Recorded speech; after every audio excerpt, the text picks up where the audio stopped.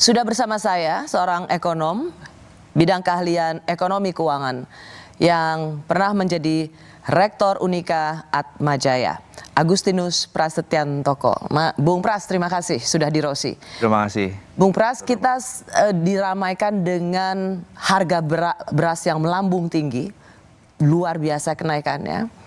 Tetapi juga ada rasa-rasanan gitu, ada analisa dan dugaan bahwa kenapa harga beras itu tinggi sekali karena langka, dan itu akibat bansos yang jor-joran selama masa kampanye.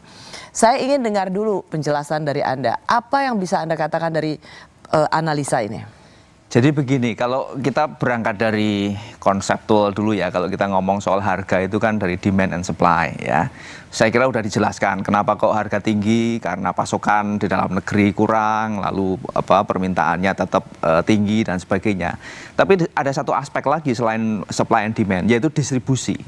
Saya kira ini yang terpengaruh oleh kemarin bansos. Jadi kalau dibilang bahwa beras itu ada dan kemudian tersedia, dan apalagi kita punya kuota impor sangat tinggi gitu ya, sebetulnya kan secara teoritis barang itu ada gitu. Tetapi kenapa harga mahal?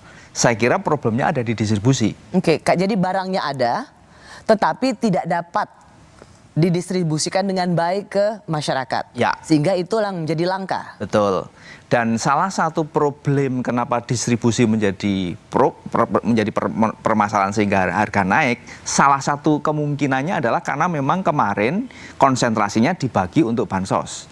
Dan bansos ini kan kita tahu ini satu boleh dibilang satu alat politik yang penting ya dalam pemilu, dan ini bukan hanya soal pemilu kita sekarang, itu pemilu bertahun-tahun juga begitu.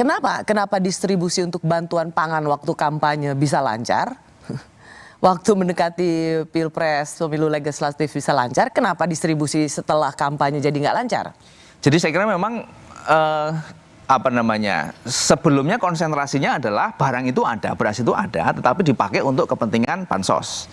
Ketika selesai bansos, mungkin ada problem dengan import sudah mulai dilakukan, tetapi belum sampai kepada distributor. Ini kan saya kira yang juga diakui oleh pemerintah, itu sekarang ini konsentrasinya adalah memastikan bahwa beras itu sampai kepada penerima, sentra-sentra penjualan dan sebagainya gitu. Jadi saya kira kalau dari sisi angka ya, bahwa beras itu ada, itu memang ada, tetapi memang sangat mungkin itu belum sampai kepada distribusi yang dekat dengan penerima akhir, sehingga harga tetap dalam situasi yang tinggi gitu. Jadi kalau misalnya tetap ada orang yang mengatakan beras itu mahal, Anda mengatakan ini soal distribusi, bukan karena tidak ada beras di tanah air.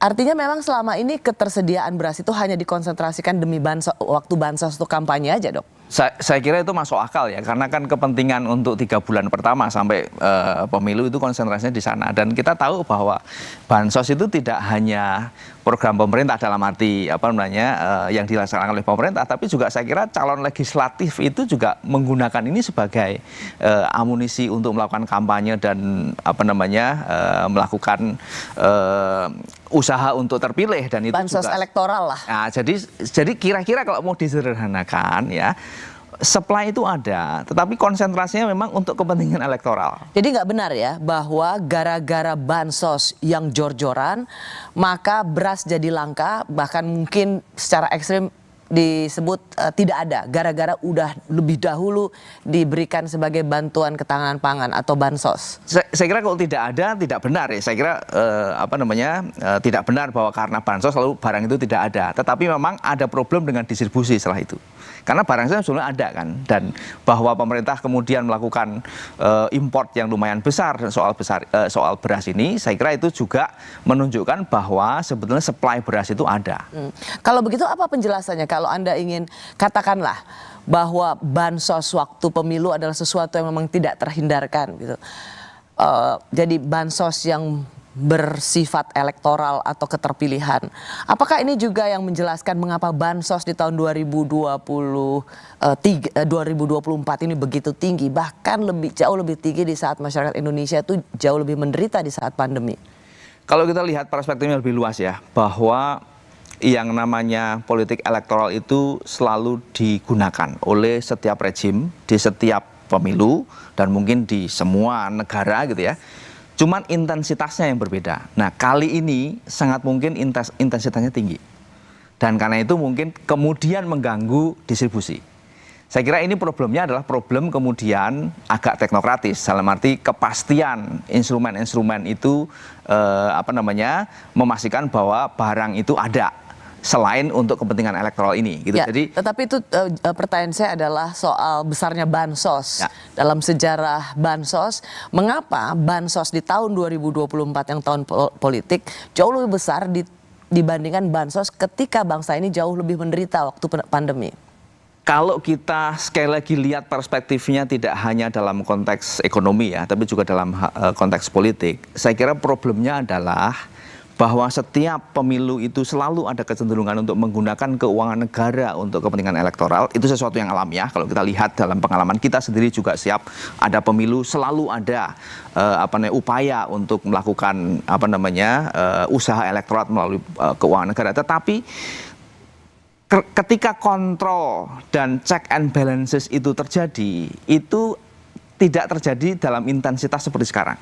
Jadi saya kira kalau kita baca dalam konteks yang lebih luas, memang nampaknya sekarang ini ya secara ekonomi politik checks and balancesnya itu agak lemah, sehingga memang kemudian upaya-upaya untuk menggunakan instrumen keuangan negara untuk kepentingan elektoral itu agak lebih intensitasnya agak lebih tinggi dibandingkan periode-periode sebelumnya. Dan memang dalam sejarah bansos demi elektoral atau bansos di masa pemilu itu menjadi sebuah keniscayaan dalam setiap rezim. Betul. Kalau kita ingat dulu juga, nanti saya akan masuk ke situ, 2009 ada Pak SB dengan BLT-nya.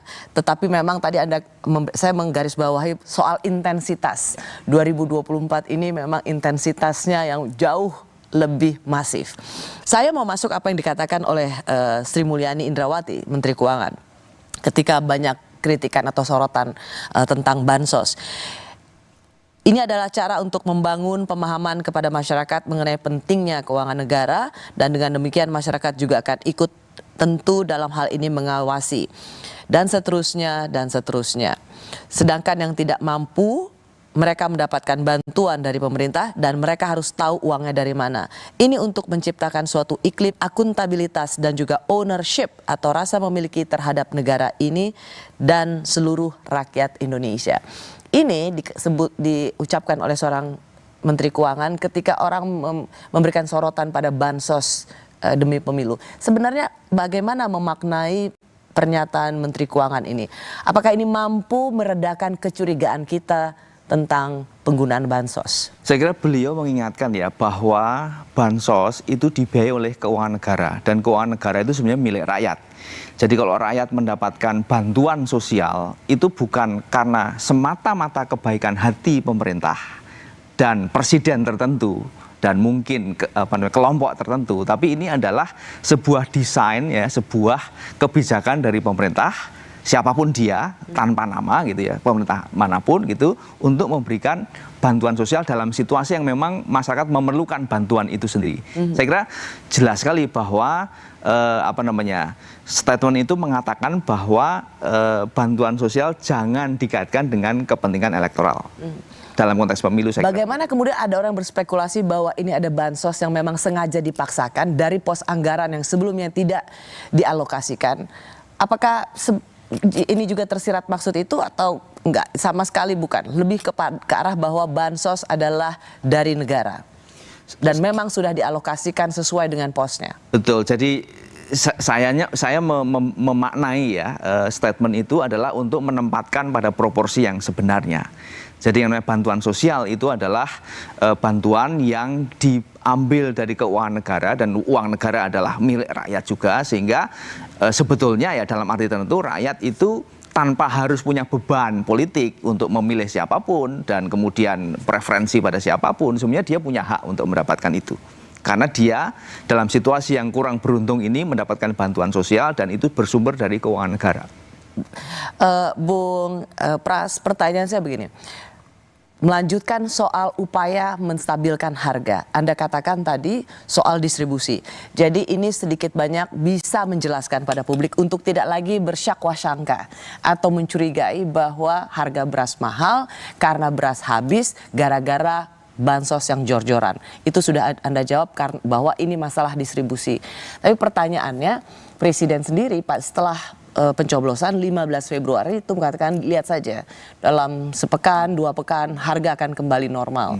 Tetapi per hari ini saat kita bicara hari Kamis tanggal 14 Maret itu diakui sendiri oleh Kabulok ya turun tetapi relatif kecil kalau kita bisa bilang. Kenapa perintah Presiden tidak juga mampu mengendalikan atau memastikan distribusi itu sampai ke tangan konsumen?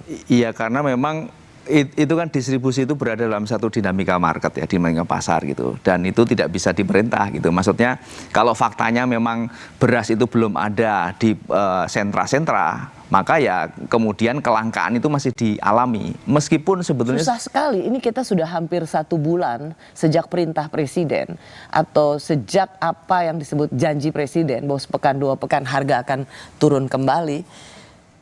Memang susah atau sengaja dipersulit? Saya kira itu kurang diantisipasi ya. Jadi oleh birokrasi yang mengurusi ini itu tidak diantisipasi dengan baik sehingga memang ketika diperintah oleh seorang presiden pun tidak serta-merta karena memang secara teknis itu tidak mudah untuk mendistribusikan beras dalam hal ini secara baik sehingga bisa menurunkan sehingga direspon oleh market harga turun. Ini juga menunjukkan bahwa memang ada dinamika market di dalam perberasan ini yang mungkin memang tidak serta-merta bisa mengikuti dinamika pasar gitu karena mungkin ada kekuatan-kekuatan yang menguasai market sehingga bisa menentukan harga gitu. Jangan-jangan bisa akan terjadi seperti minyak goreng. Apa kita akan mendengar akan adanya tersangka mereka yang dituduh mengumpulkan minyak goreng karena sudah disebut juga sudah disinyalir ada 10 perusahaan besar yang sengaja menimbun beras. Apakah akan ke arah situ? Kami kembali sesaat lagi.